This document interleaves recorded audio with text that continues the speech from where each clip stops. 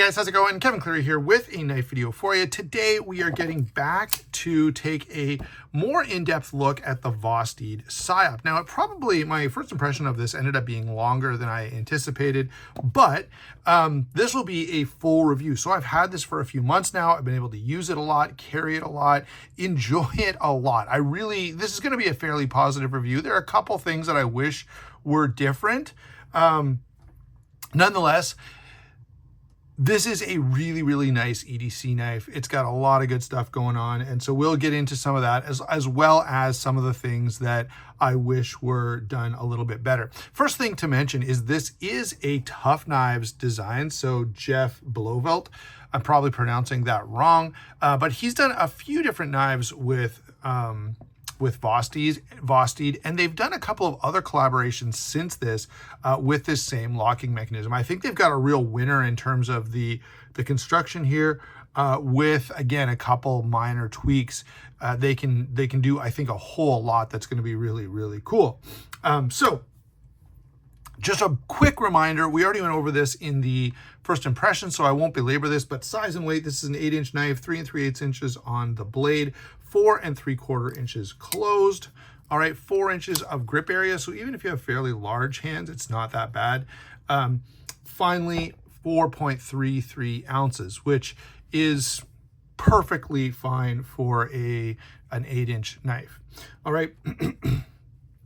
So now that we've gotten that quick reminder, let's go ahead and take a look at some of the features and functions on this knife. The blade up front here is an Elmax blade. It is a full flat grind. It's fairly thin behind the edge, but not crazy thin. To me, this is actually a pretty well-balanced blade. I've belabored this point over and over and over again, but I do like something a little thicker for EDC. I've got the CJRB Acacia, and I want you to notice how this is, around 1/8 of an inch. And that's kind of what I look for. The Acacia is a totally different knife. This is not so much a comparison, just to point out the blade stock thickness. I will have a longer discussion at the end of this with a couple of more EDC friendly knives. And so I just want to throw in, here is the Spyderco Para 2. Here is the Manix 2 Lockback. Now, the Manix 2 Lockback has thicker blade stock than the standard version. And here's one other knife. Here is the Cold Steel Code 4. So you can see the Psyop lands pretty nicely in that approximately 1/8 of an inch blade stock thickness realm, and stacks up pretty well against some other EDC winners. I've got a couple of other knives we'll get to when we do a full comparison. That's one of the things I usually save for the full review. So what I want to do is cover other knives that, if you are wondering about this, this is your style, but maybe you're looking for something a little bit better. There are some other knives that I'll try to recommend along the way. So Elmax steel on this, very well balanced. We'll do a couple little quick cuts here. So this is my testing medium. I always try to see how hard I have to push before this starts cutting. And, this is not going to do as well as a super aggressive hollow grind, but it does really, really well. I will also add that this knife has held an edge really, really nicely for me. If we get something a little thicker, something you're going to notice that blade stock thickness a little more. Again, this just slides through cardboard without any issue whatsoever. That, in terms of, probably most of us aren't using our EDC knives to the point that fatigue is going to become a huge issue. But if you are, that's an important consideration. And so this does move through material very, very well for a flat grind. The other thing is, as I mentioned, it's held an edge for me really, really well. And the performance in cutting, like, this is all belly. And so I have found this very, very nice for a bunch of different stuff, primarily EDC tasks. I always cut up I always prepare like a meal with every knife I'm reviewing. So I've cut up a bunch of vegetables, I've cut a little bit of meat, everything, it does very well. And it's held an edge for me very, very nicely as well. There's every indication that this Elmax is very well heat treated. And so I'm a fan of this blade. The one complaint I have is that I wish there were more of it. So it would be great to see this come back a little bit further. Now, the problem is, I'll show you. If you look in there, you can see the cutting edge is almost reaching that button. So because of the size of that button, we're a little bit limited. And so that ends up taking away room for some of the blade stock that could be there. It's not the end of the world, but it would be nice to see this rejigged just a little, perhaps just make this smaller. Leave the button here the same size, but just make the push through that contacts the compression lock back here a little bit smaller, and then you could accommodate a little bit more blade size. I would also love to see this in a larger size. If they did this in a 9-inch knife, or if they did other similar knives, but just with a slightly larger overall size, I would be very, very stoked about that. As you know, I do tend to like larger knives. This one is very good. It's certainly large enough for me. I'm not complaining about the size, but I do see a lot of potential with this sort of overall construction style. And so I'm interested to see what else we could get from this. And there are some other knives out there with this style. There's a Gavco collab for sure. And I think there's another one, and I'm just forgetting to share it with you. Anyway, if you know, put a comment down in the comments below of another Vosteed, another Vosteed collab that's come out recently with the top liner lock. All right. So blade is very, very nice. Now we can move down to the ceramic bearing pivot. Again, this is good. It functions very well. I will say over time, one of the things I wanted to note here is this was a little stiff when I first got it, but the action has broken in quite nicely. Also, maybe it's just me. I've gotten a little better at actuating that button, but we'll come back to that in a second. So pivot here is ceramic bearing pivot. It is not large enough to accommodate a dual row bearing system. I say that on every knife I review. I just feel like that's a much superior, at least dual row, even, more is better, or roller bearings is ideal. And so I would love to see that happen a lot more often. And especially in a knife like this, where they're offering some cool premium features and trying to stand out from the crowd a little bit. And to some degree they are, it would be nice to see a better pivot than, the ones you can just order in large numbers and have, sitting in a bin full of pivot. I mean, whatever pivot you use, you're going to do that. But it would be nice to push the pivot to a little more harder use aspect. Okay, moving on. So we've talked about the blade. The action is very good. The detent is good. I'm not a huge front flipper guy, but the front flipper functions certainly well enough. I would say 90% of the time I'm going to be spider flicking this, and the Spidey flick, especially now, is really, really good. As I said, when I first got this, it was a little stiff, but it's broken in extremely well. All right. Moving on from that, this is a top liner lock. So if you take a look there in the back, you can see the lock bar is essentially functioning in the same way as a Spyderco compression lock. And so if you're familiar with how the compression lock works, you've got the lock bar here. It pops over under that stop pin and between a little cutout in the blade so that locks the blade in place. And then to unlock the knife, you're going to push this button, and that's going to move that lock bar out of the way. All right, just to give you, where's that pair two I had in my hand 2 seconds ago? There we go. So here is the same system, although set up differently. There are button lock pair twos, by the way, and they're set up with the lock bar on the same side and a button here. There's a company, Blades We Love, does that. I'd love to get my hands on one of those. But you can see, here's the lock. It's popped in behind this stop pin and into a slot in the blade, which I'll show you right there. So see that cutout in the blade? That cutout is where this lock bar pops over. All right. So it's just a little more obvious on the pair two how this lock functions. So exact same functionality, just instead of pushing this over with my finger, you're pushing this button, which is moving the compression lock. All right. Yes, that does, as we've already covered, interfere with the amount of blade length we can have on this, but I think it works fine. And actually, overall, I like the look of this blade.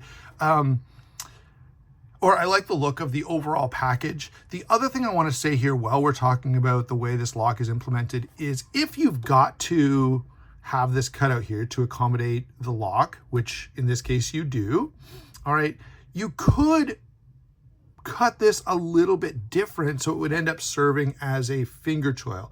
As it stands, it's okay, and I can get a finger up here, but I'm kind of resting right against the point of the handle here. And so over time, what I've essentially found is I just use this knife this way. All right, and reviewers don't talk about this much anymore, but when I was getting into this, every reviewer wanted to have the blade edge back here as close to the finger as possible because it allowed for, you know, some really close uptight work, which is still true. It's just not something we notice or mention as often as we once did in the knife world. So there's a slight ergonomic point there as well.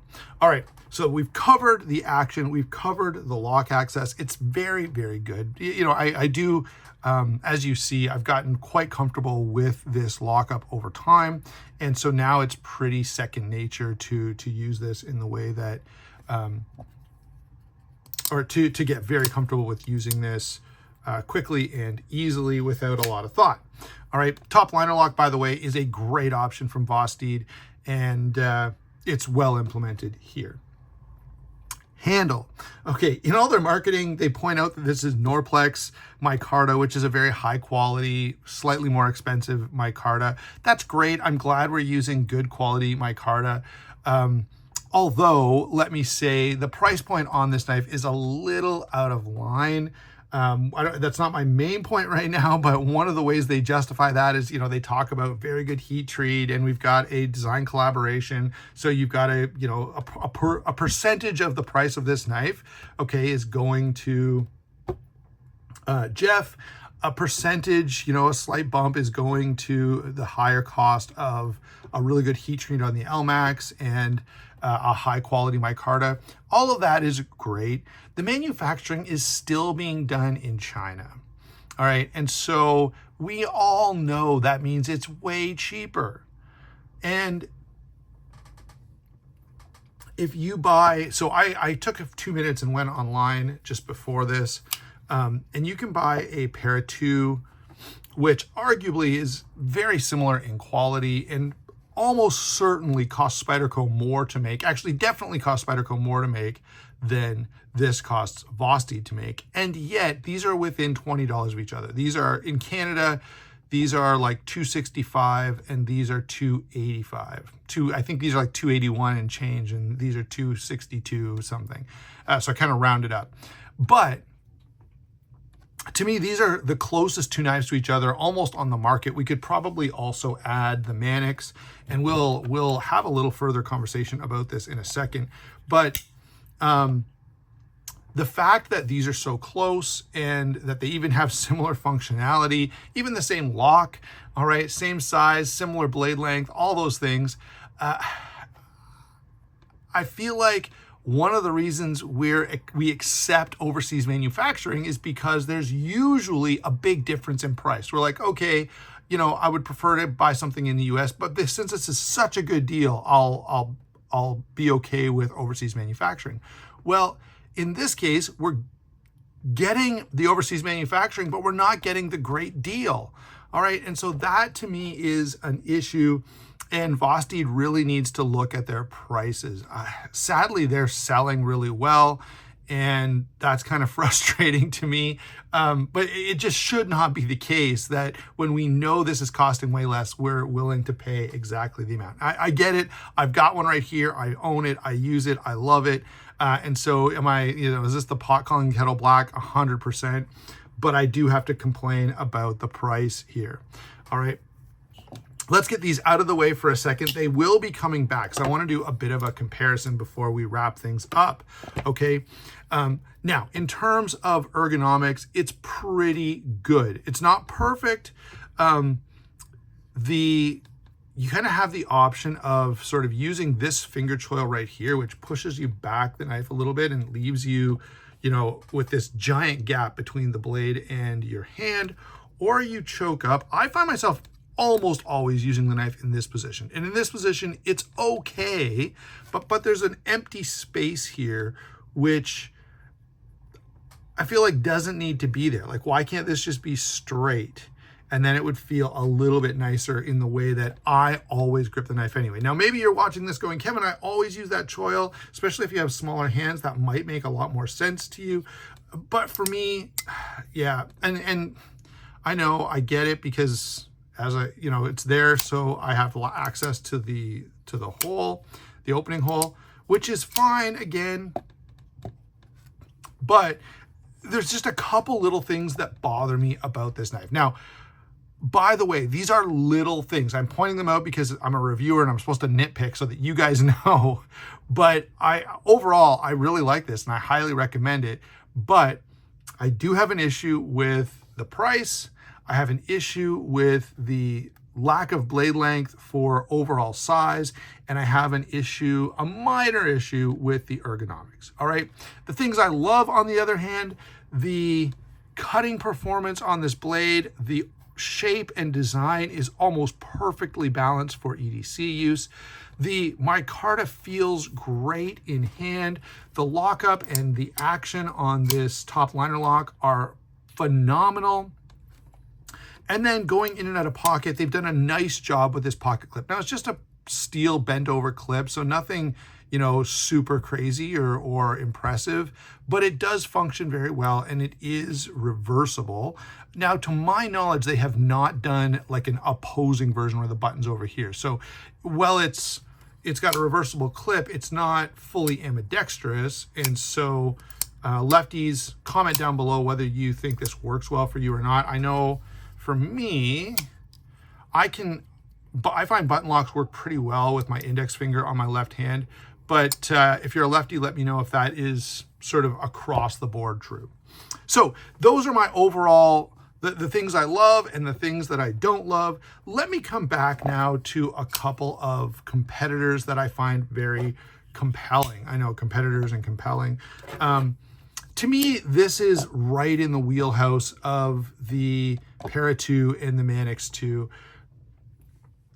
And these represent very, very good knives that are very, very compelling. Now, design-wise, I don't think these are quite as handsome as the Psyop, but in terms of a utility cutting tool, the Manix, at least the Manix 2 lockback, feels a little better in hand.